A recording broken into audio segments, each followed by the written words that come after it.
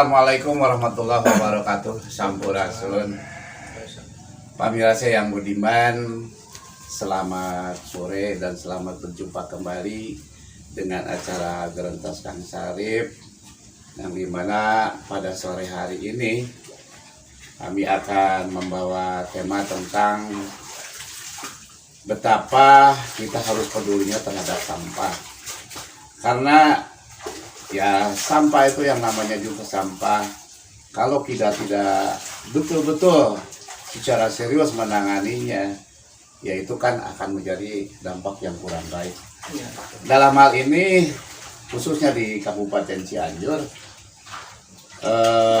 sudah sejauh manakah penanganan mengenai sampah? Di sini telah hadir Bapak Ade Juhara dan penduduk dari Cianjur, juga Bapak Makmun. Mungkin Pak Ade Juhara yang tinggalnya di wilayah timur ya, Cianjur, nah ini di sebelah barat. Untuk itu saya nih akan menanya khususnya ke Pak Ade Juhara dulu. Bagaimana menurut pandangan Bapak di daerah Bapak sendiri di wilayah Cianjur bagian timur tentang penanganan sampah? Assalamualaikum warahmatullahi wabarakatuh. Waalaikumsalam warahmatullahi wabarakatuh. Alhamdulillah kalau daerah sekitar kelurahan Sayang Pak dan sekitarnya, alhamdulillah kelihatannya tidak banyak, kalau sedikit mungkin ada ya yang terlewat oleh petugas dari pihak kebersihan RT RW setempat atau desa. Alhamdulillah tidak banyak tumpukan sampah di pinggir jalan, kecuali itu di jalan sebutnya internasional, bukan internasional, jalan nasional, yaitu Lingkar Selatan. Yang kita kena itu jalan dari Pramuka sampai ke ujung Jebron. Nah itu sebagian masih ada yang sedikit tumpukan sampah, yang maksudnya sampahnya mungkin bukan sampah yang menggunung besar, tidak banyak lah, sekali-kali suka lihat ya. Nah itu teh mungkin yang membuang, yang akan berangkat ke pasar pagi-pagi itu kemana itu buang, itu yang sembarangan. Sebenarnya itu karena satu keteledoran dari si pembuang, kemudian mereka tidak merasa punya peduli lah terhadap lingkungan sekitar dimanapun, karena siapapun dimanapun yang namanya kebersihan itu wajib dan tanggung jawab kita semua. Itu mungkin sekilas dari, kecuali dari luar, apabila nanti ini akan saya temukan di luar yang sampah masih bertumpuk di pinggir jalan. Oh iya, jadi di wilayah Pak Ade sendiri sekarang alhamdulillah ya sudah bisa dikatakan sudah tertib gitu, tertib sampah, dan ini memang seharusnya harus seperti itu. Nah sekarang beralih ke Pak Makmun, ini penduduk di wilayah Cianjur sebelah barat. Ini di wilayah Bapak nih seperti apa masalah sampah penanganannya, Pak? Baik, Assalamualaikum warahmatullahi wabarakatuh. Waalaikumsalam. Menurut saya secara berbicaranya sebagai warga aja ya Pak ya. Ya, sebagai warga menurut. Ya. Alhamdulillah di daerah saya sendiri masalah sampah persampahan khususnya di lingkungan Desa Sukamana untuk saat ini meskipun belum merata dalam arti kesadarannya masyarakat gitu. belum merata gitu. Soalnya kalau kenapa saya bilang belum merata, kalau emang sudah merata tingkat kesadarannya warga masyarakat, mungkin masalah sampah persampahan tidak akan maksudnya kelihatan berceceran di jalan gitu. Mungkin segitu dulu. Nah lalu nih di wilayah Cianjur sebelah barat ini kan dalam masalah penanganan sampah ini tentunya secara protokoler juga kan, ada RT-nya, RW-nya. Nah ini sistem daripada pengumpulan sampah di ke-RT-an Bapak atau di RW Bapak atau di wilayah Bapak itu seperti apa? Di KRT saya sendiri sistem pengambilan sampah alhamdulillah di KRT kan ada Karang Taruna Karta ya, Karang Taruna berikut warga lah, berikut warga sendiri. Cara sistemnya pengambilan sampah dari rumah ke rumah, tata caranya pakai kantong plastik. Jadi yang punya rumah itu dipisah-pisah sampah-sampahnya gitu kan, dipisah. Kalau sampah basah, sampah kering dimasukin dalam kantong plastik ya kresek, terus dipisahkan, diikat, terus buat nanti dalam seminggu itu 2 kali, hari Kamis dan hari Minggu gitu. Jadi nanti ada pemikul. Nah, lalu tingkat kesadaran masyarakat di sana di warga Pak Bapak ini seperti apa? Apakah mereka itu udah betul-betul menyadari, sadar tentang kebersihan atau belum? Alhamdulillah khususnya di RT saya sendiri, RT 01 RW 6 khususnya, tapi maaf bukan berarti saya membaikkan kampung saya sendiri ya. Emang itu realita dikarenakan saya sendiri yang menjadikan pelopor gitu, sebagian gitu. Alhamdulillah tingkat kesadarannya sudah merata gitu. Dalam arti tadi saya menyinggung belum merata itu mungkin keseluruhan tingkat desa lah gitu. Tapi khusus untuk kampung saya sendiri alhamdulillah udah terasa dan udah terbukti gitu. Ya, sekarang kembali ke Pak Pendi. Kebetulan nih hadir Pak Pendi adalah warga dari Cianjur Tengah, nah di kota ini kan notabene-nya udah betul-betul bersih gitu. Baik penanganannya dari tingkat kabupaten, kelurahan juga per RW. Tapi saya pengen tahu di wilayah Bapak ini seperti apa penanganan masalah sampah ini. Jadi tingkat kesadaran dalam masalah penanganan sampah warga ini apakah sudah termasuk bagus atau belum, atau gimana tuh menurut Bapak? Ya, oke, baik, terima kasih. Assalamualaikum warahmatullahi wabarakatuh. Waalaikumsalam. Terima kasih Kang Sarip. Ini dalam acara Garis Kang Sarip sampah. Ya.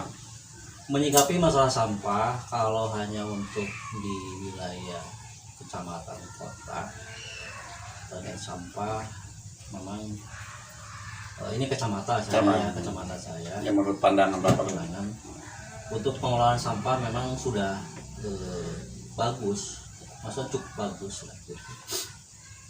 Karena itu seringkali pemerintah setempat pun mengadakan sosialisasi TPS ya, tempat pembuangan sementara sebelum ini sampah ini dibawa ke TPA TPA tempat pembuangan akhir. Jadi memang kesadarannya sudah ada kesadarannya, cuma kalau sampah ini dikelola dengan baik gitu, ini akan menjadikan sebuah hasil yang memang ekonomisnya juga ada gitu. Nah, ini tergantung kepada sistem pengelolaannya. Di sini juga pengelolaannya bukan hanya masyarakat saja, juga ini harus dibantu dengan sarana. Jadi ada semacam pupuk organik. Kita melihat di Jalan Otista saja ini, itu kan terjadwal, itu kan masalah pembuangan sampah itu terjadwal. Ada tertera sampai jam 6 pagi ya, 6 pagi. Itu si warga harus mentaati peraturan seperti itu, gitu, sudah terpampang gitu. Cuma ini kalau sampah yang organik itu sudah sadar gitu. Cuma ini kan ada semacam solokan juga. Solokan itu kan juga ada sampah. Ini sampah di mana ya? Akhirnya dari hulu ya, dari hulu ini sampai ke hilir. Nah, ini juga sebetulnya ada bukan permasalahan, memang yang harus diantisipasi oleh semua pihak gitu, terkait masalah sampah yang ada di solokan gitu. Ini salah satu contohnya ini di Cianjur Tengah ya, kota ya. Seperti kali itu sampai sampah itu bertumpukan gitu. Ini mungkin dari hulu gitu, yang bertanggung jawab yang di hilir gitu. Ini juga. Nah, sekarang kembali kepada yang ada di hilir. Karena pada umumnya dan kebiasaannya gitu, yang ada di hilir ini istilah Sunda mah ketempuhan gitu kan, karena membawa sampah-sampah yang dari hulu. Nah sebetulnya kan telah sosialisasikan bahwa setiap rumah itu menyediakan kantong-kantong keresek, kantong-kantong plastik untuk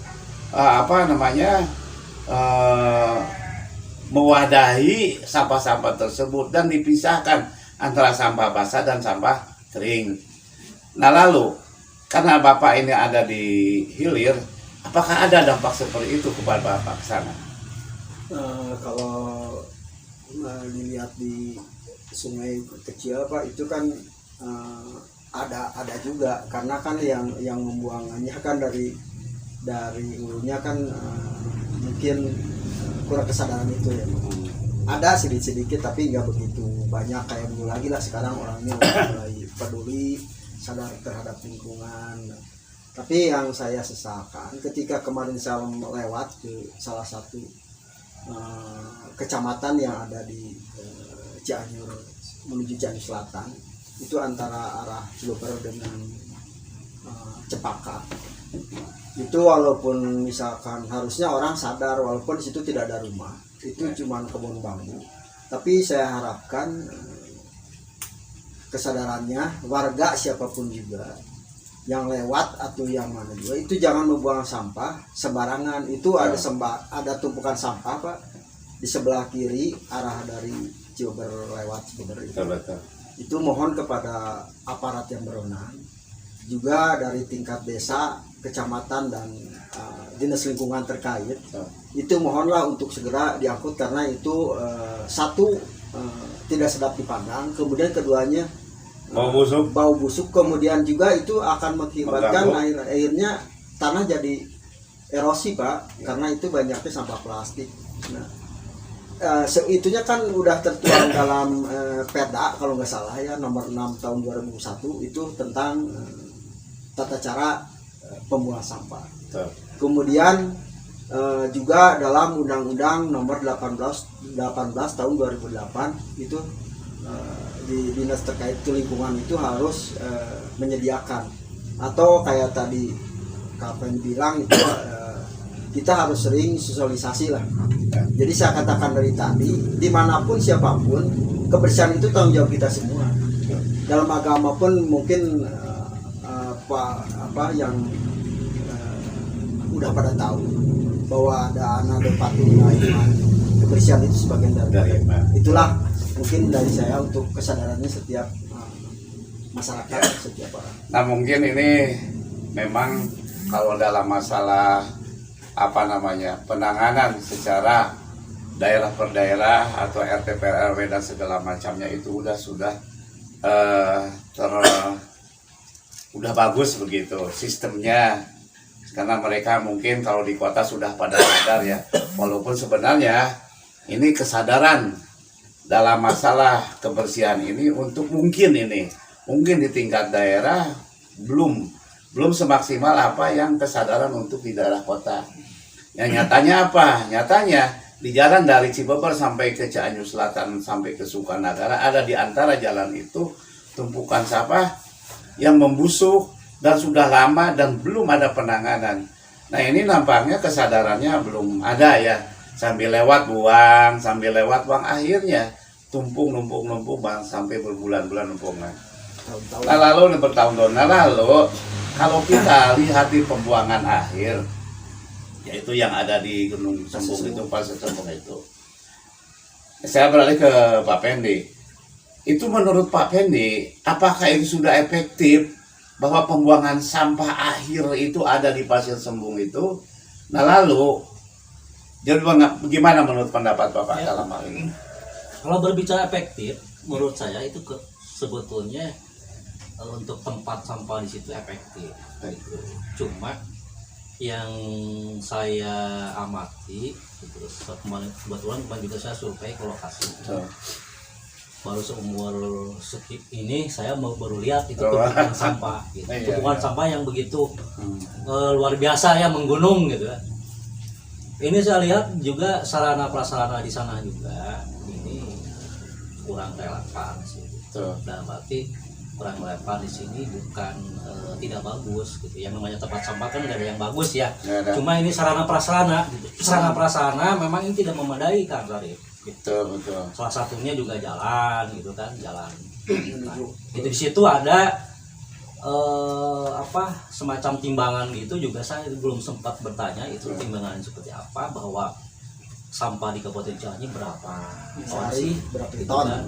Betul. Sehari berapa ton, terus sebulan berapa ton, ini belum sempat kesana. Karena setiap truk yang mengangkut sampah itu ditimbang di sana. Betul. Gitu kan. Apakah juga ini juga harus ada investigasi atau Oh, iya, betul. secara khusus gitu, seperti itu kan Sarif gitu. Jadi kalau efektif apa tidak efektif, ya mungkin saya efektif karena di mana lagi Cianjur membuang sampah. Betul. Itu dulu sempat di Cibungur ya di sana ya, Cibubur lewat. sempat Cibubur lewat itu Betul. Kang Sarif. Betul. Sempat ada yang dihujat itu kan, nggak setuju mereka, mungkin baunya tidak sedap atau gimana seperti itu Kang Sarif. Nah, ini berkaitan lagi dengan pembuangan sampah terakhir ini. Kalau ini secara terus-menerus tahun, puluh tahun, ini akan lebih menumpuk dan ini akan ada pembusukan tanah dan kemungkinan suatu saat ini akan meledak dan tidak tertampungan gitu. Logikanya kan seperti itu. Kalau tiap hari kita membuang sampah ke sana dengan beberapa truk terus kan lama-lama sebesar apapun itu lahan, itu akan menumpuk yang pada akhirnya tidak terkendalikan. Efeknya apa dalam masalah ini? Seperti ada lalat yang segede-gede apa, terus ada kuman-kuman yang tidak terlihat sama kita atau binatang-binatang yang bisa menyebarkan penyakit. Yang dalam hal ini barangkali pandangan Pak Pendi nih ada jalan keluar untuk supaya bahwa ini tidak numpuk terus gitu. Gimana coba? Oh iya, untuk tadi sudah disinggung sama Kang Ade ke Kementerian Sosial bahwa ini juga harus didukung semua pihak. Ya. Di sini semua pihak juga bukan hanya masyarakat saja atau pecinta atau peduli lingkungan atau peduli sosial. Juga ini semua struktur khususnya di Kabupaten Cianjur juga harus melek gitu kan. Tuh. Jadi bukan hanya sebatas wacana ya bahwa ini sampah bau tapi tidak ada solusinya. Terus sampah menumpuk tapi tidak ada solusinya. Nah, di sini ada stakeholder dalam ini yang paling dominan itu Dinas Lingkungan dulu, terus Dinas Kebersihan, juga di sini DPR selain eksekutif, selain pembesar. Karena eksekutif bagaimana nanti usulan daripada pihak legislatif ya, ini DPR. Jadi semua pihak ini harus respon gitu kan, respon. Karena sampah ini kalau memang tidak ditanggulangi kan Sarif, ini akan menjadi bom waktu. Bom waktu, dampak-dampak yang kurang tidak bagus terhadap masyarakat, apalagi masyarakat sekitar di sana. Seperti itu kan Sarif. Jadi semua pihak harus respon. Ya, terima kasih Pak Pendi. Ini begini, ada pemikiran bahwa sekeras apapun ya benda zaman sekarang ini bisa hancur. Dengan apa? Dengan satu mesin. Satu mesin bisa hancur. Nah, di sini apakah pihak yang terkait, baik pemerintah pusat, wilayah atau pemerintah daerah, apakah sudah ada keinginan untuk membeli mesin penghancur sehingga nantinya ini bisa didaur ulang atau dikemas dengan apakah dibakar nantinya atau bahan bakar atau bisa jadi pupuk atau apa saja. Nah, ini selama ini sebenarnya udah puluhan tahun kan pembuangan sampah di TPA ini, tapi nggak ada sampai sekarang ini numpuk aja begitu saja. Tapi daur ulang atau gimana supaya ini lebih lebih luas lagi, kosong lagi sampah itu tidak ada kan seperti itu. Nah, menurut pandangan Pak Pendi seperti apa? Itu berdasarkan investigasi atau informasi di lapangan. Itu sebelumnya juga ada program sampah daur ulang kan. Karena tahun 2000 berapa ya? Tahun 2000-an lah, 2001 atau 2002 itu. Dulu saya pernah di Forum Lintas Pelaku Independen Cianjur Poli, itu sempat kami soroti itu. Itu ada programnya untuk sampah daur ulang, sampah organik, non organik juga itu. Cuma sampai saat ini mungkin tidak berjalan gitu, itu berjalan. Jadi istilahnya ada programnya, cuma implementasinya juga melempem seperti itu. Gitu. Apakah si pengelola atau yang ini bosan atau gimana gitu kan? Itu ada program kan, Kang Sarip. Ada. Nah ini kan kenapa itu sampai tidak berjalan kan? Ya. Karena program ini itu kan udah puluhan tahun. Ya. Program seperti itu. Bahwa kita untuk menghemat lahan, karena lahan cuma segitu-gitunya, kita daur ulang dan sehingga kosong lagi, dihancurkan. Nah ini kendala apa kira-kira menurut Pak Pendi atau yang Pak Ade atau Pak Mamun sehingga ini tidak bisa terimplementasikan? Apakah ini nyangkut biaya pembelian pembelian alatnya, penghancurnya, ini anggaran nggak ada, atau memang ini sudah tidak bisa lagi gitu, sehingga tidak ada jalan lain hanya dengan dibiarkan seperti itu dengan cara alami, dengan pembusukan secara alami. Ya silakan barangkali Pak Ade lah, coba aja. Ini saya pengen tahu menurut Pak Ade gimana nanti kendala di situ. Kalau saya gini dulu Pak, jadi pertama kita sampah dari TPS dulu ya, TPS diangkut ke TPA kan gitu. Nah ini kalau saya lihat itu angkutannya kurang memadai lah. Kalau saya lihat dari dulu itu kurang. Bukan begitu, bukan itu masalahnya. Sekarang masalahnya pendauran ulang sehingga tidak penuh di sana tuh di pembuangan air. Nah ini kalau terus-terusan kan penuh. Nah apakah tidak ada usaha untuk menghancur sehingga akan kosong lagi di pembuangan air? Itu masalahnya. Bukan masalah itunya. Iya, maksudnya kan dari awal kendalanya gitu. Apa kendalanya? Dari awal gitu. Kemudian kendalanya, kalau tadi kan Bapak bilang apakah tidak ada anggarannya. Kalau misalkan wakil-wakil dari kita itu komisi yang terkait lah itu karena dia sebagai controlling lah, pengawasan, harusnya datang ke lokasi TPA itu.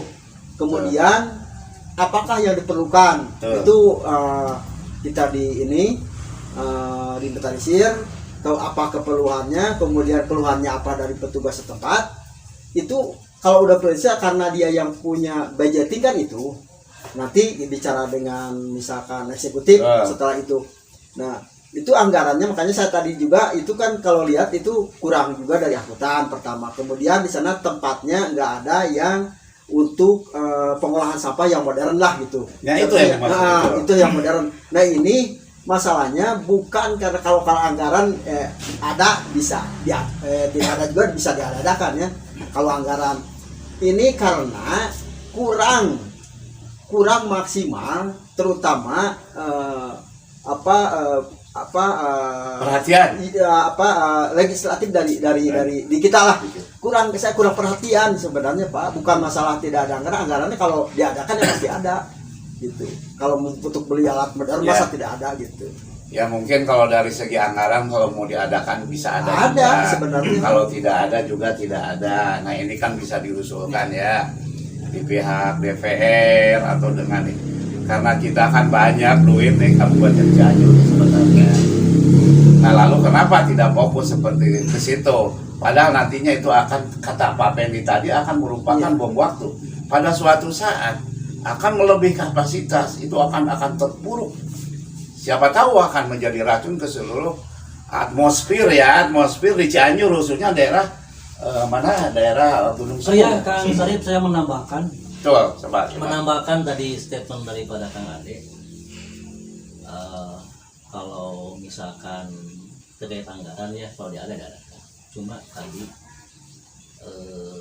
ada kata tingkat kesadaran. Maksud di sini tingkat kesadaran itu bukan mana lain tong yang meter sampah tadinya bukan. Jadi maksud tingkat kesadaran di sini semua tadi saya udah bahas, semua pihak juga ini harus bertanggung jawab.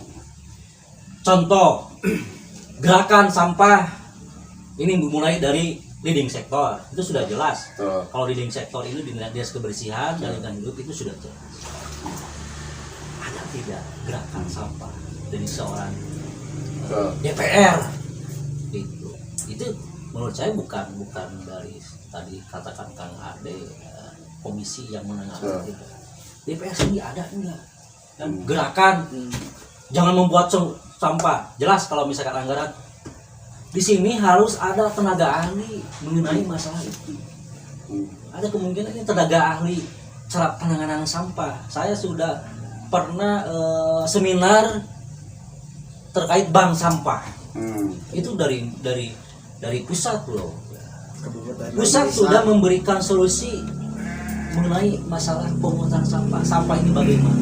Nah, di sini di stakeholder di sini di Cianjur mau jemput tidak ada program seperti ini.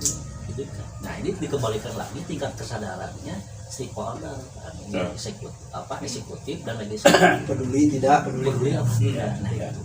Jadi kalau misalnya untuk CRT menggiring masyarakat mau saja yang namanya untuk kebersihan jangan ya. sampai cuek. Nah ini program bank sampah ini coba ini bank sampah ini bank ABC ya seperti itu. Ada program itu seperti itu. Stakeholder mau nggak menjemput itu? Apa maksudnya menindaklanjuti gitu kan?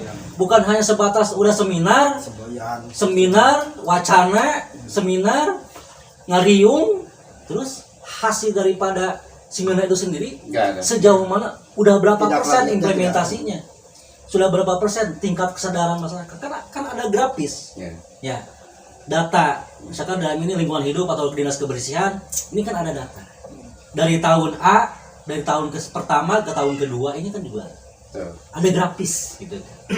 Nah di sini menurut saya nih Kang Ade harus ada tenaga ahli. Tenaga ahli kan bukan hal yang murah ya apa yang murah cukup mahal. Betul. Tenaga ahli, oh ini sampah harus jadi begini. Kabupaten lain bisa, kenapa Cianjur tidak gitu Pak? Ditopang dengan dukungan daripada stakeholder. Iya, jadi intinya jangan sampai kesadaran dan kemauan itu cuma dari masyarakat. Masyarakat udah Sebenarnya masyarakat dari sadar. masyarakat dari bawah itu Masyarakat udah berusaha. Ini contohnya saja nih kasih maaf nih. Bisa ini makan ini, saya kan buangnya di sini. Kalau di sini kalau berserakan itu belum sadar. Kalau bukan dari mall itu Gitu. Oke. Itu seperti itu kan. Nah ini kalau dilihat secara keseluruhan pembicaraan kita dari awal sampai akhir. Jadi dari kesadaran dari masyarakat memang sudah bagus. Kesadaran daripada para petugas pengangkut sudah bagus. Ya. Terus kesadaran daripada memilah dan memilih tentang sampah basah dan sampah kering sudah bagus. Nah lalu ini yang membuang sampah ke kali sekarang sudah berkurang. Nah intinya sekarang bermuaralah kepada TPA ya. TPA, tempat pembuangan akhir. Ini akan numpuk semua di sana. Nah lalu ini barangkali ada himbauan secara tersepakat. Himbauan apa yang akan diberikan kepada para pemangku kebijakan dalam pejabat yang mengurus khusus tentang sampah pembuangan sampah terakhir di Pasir Sembung itu. Barangkali silakan. Oke, yang pertama saya mungkin himbauan atau masukan kepada pemerintah daerah. Yang pertama sarana prasarana. Sarana prasarana seperti angkutan dan sebagainya lah itu kan memang harus memadai. Itu yang pertama. Yang kedua tenaga ahli. Tenaga ahli ini terkait bagaimana caranya ini sampah tidak menggunung. Tadi seperti katakan Kang Sarip bahwa tiap hari ke sana ini seperti menggunung, berarti kan harus ada pengolahan sampah. Ini tenaga ahli. Tenaga ahli itu mau dari mana kek? Yang penting ini harus ada tenaga ahli nakal.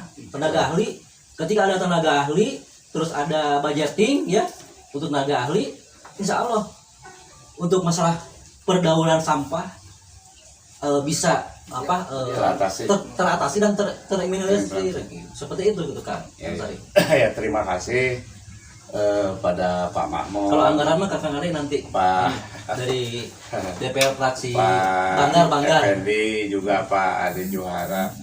Jadi kesimpulan kita kali ini adalah memohon kepada para pemangku kebijakan, para pejabat khususnya di Cianjur Sama DPR. yang menangani ya DPR-nya, Untuk segera eksekutif survei lah ke legislatifnya, ya untuk menangani tentang tempat pembuangan sampah akhir ini. Karena mungkin kalau kita kaji, pertama yang tadi dikatakan itu tenaga ahli, kedua sarana dan prasarana, yang terpenting satu itu adalah alat yang paling harus. Modern. Apa sih masa misalnya sulit untuk mengadakan mesin penghancur sehingga berkeping-keping atau dibuat cairan dan segala macam sehingga itu bisa digunakan untuk pupuk dan segala macam ya, atau dibakar pada akhirnya. Nah karena ini